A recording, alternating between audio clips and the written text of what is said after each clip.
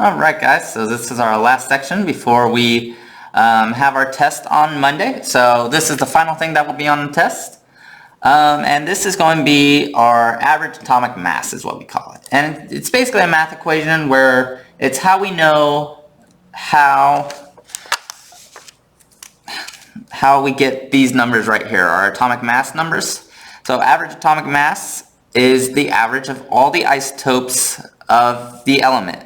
So the reason nickel is not just 58 or 59 is because nickel has multiple isotopes, like we learned yesterday. So we average them all out, and that's how we come up with this 58.693. So again, a quick review. Remember that atomic mass is reported in AMU, or AMUs, atomic mass units. And about 1 AMU is about 1 proton / 1 neutron. So it's about 1.67 times 10 to the negative 24th grams. So when we look at our periodic table, and if we want to find the most abundant, the way we do that is we just look at what the atomic mass number is. Oops, I'm way over here. Look at the atomic mass number. Sorry, there's a shimmer. Ooh, so this phosphorus I'm looking at, 30.974, we look at that and we're just going to round. And because we're dealing with averages, the closer it is to one number, that means it's probably more likely to be that number. So because phosphorus is 30.974, the average atomic, or the most abundant isotope of it would be 31, because that number is closest to 31. So naturally 31 is making the most out of our percentages. And we'll see when we get to the equation how that actually works. But again, most abundant isotope. So really quickly, let's look at chlorine, because chlorine's a little interesting one. So we look at chlorine, we see that chlorine's atomic mass number is 35.45. So we look at the 35 because mass number, sorry, this is the atomic number. We look at it and we're trying to find the mass number, the most abundant mass number. So we have 35.4, and we always stop round for this 35 because mass number is a whole number. So the 4 will keep this 35 the same. So the most abundant isotope of chlorine would be chlorine 35.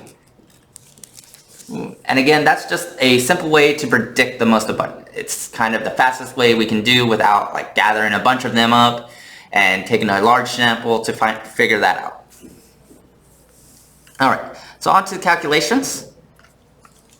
So to calculate the percent mass, or the atomic average mass, we're going to take the mass of isotope 1, I'm going to put a little 1 there, times the percentage of isotope 1 over 100, and then we are going to add it to the mass of isotope 2 times the percentage of isotope 2 over 100, plus etc., etc. We can have 4 or 5 of these, so just be aware of that. I did not grab a calculator either.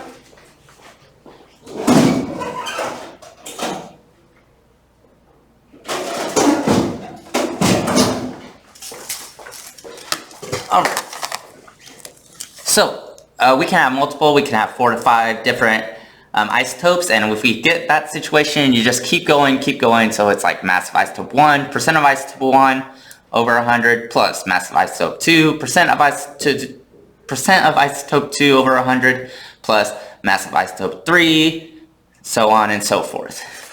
So we're going to do a couple example problems.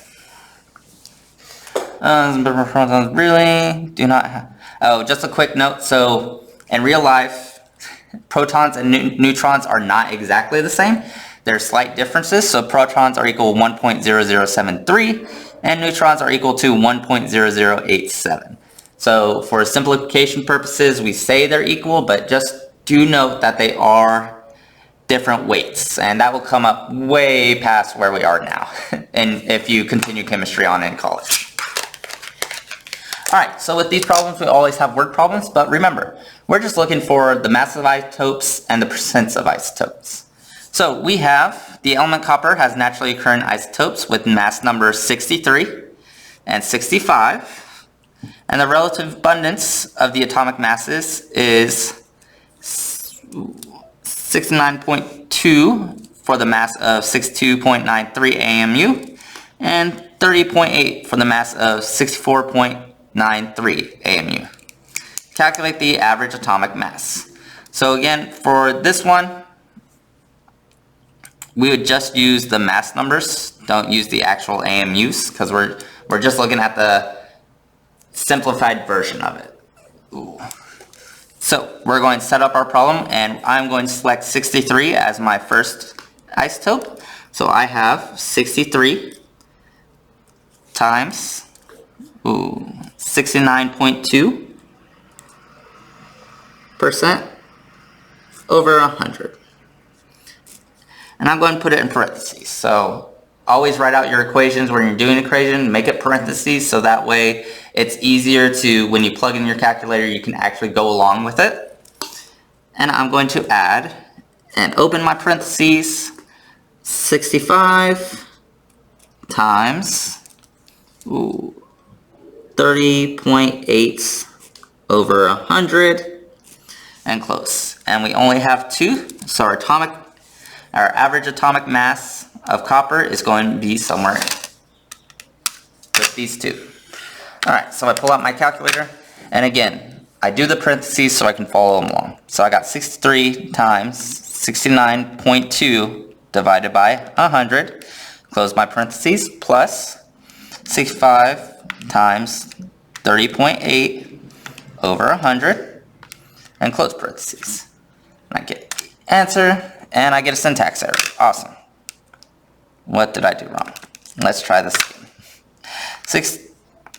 Open parentheses, 63 times 69.2 over 100, close parentheses, plus 65 times 30.8 over 100, and I get 63.616.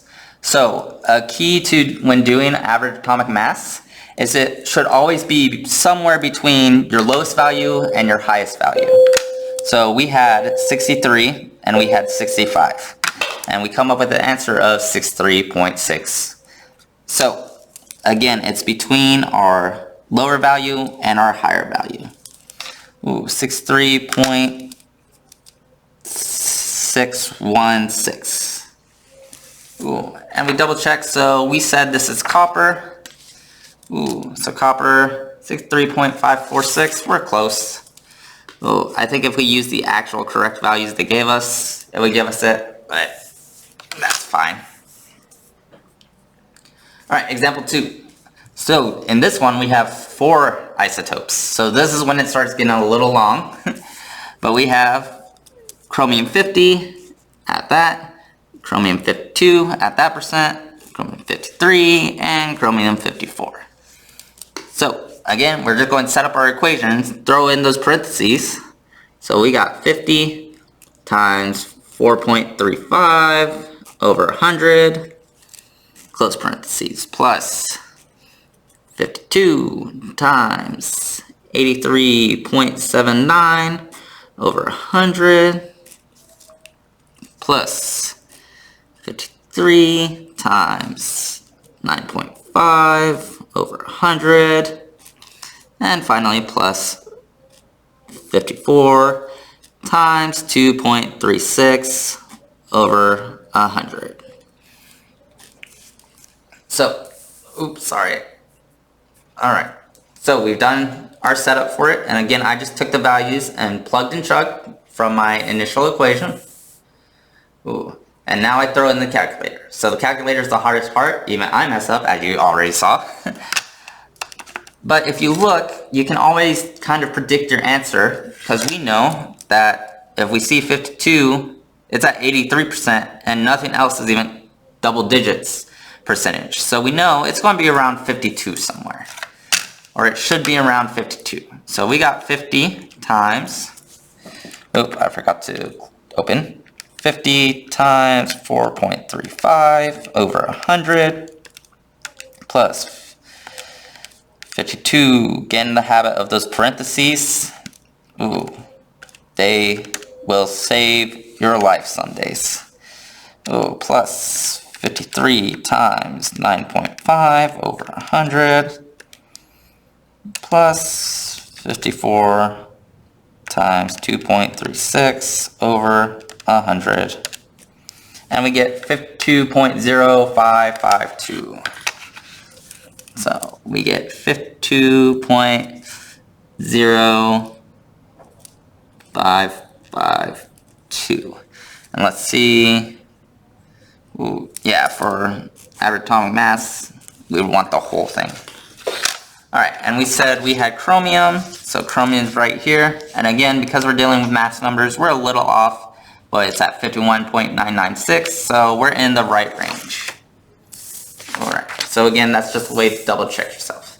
Alright, I'm going to stop there. So you have a worksheet to do, so make sure you get that, and a quiz to done.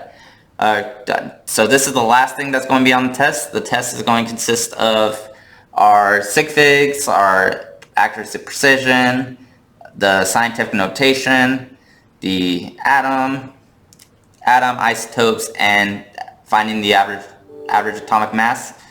And it will also contain some polyatomics and that's going to be from nitrate to hydrocarbonate. So it's still just the whole -1 column.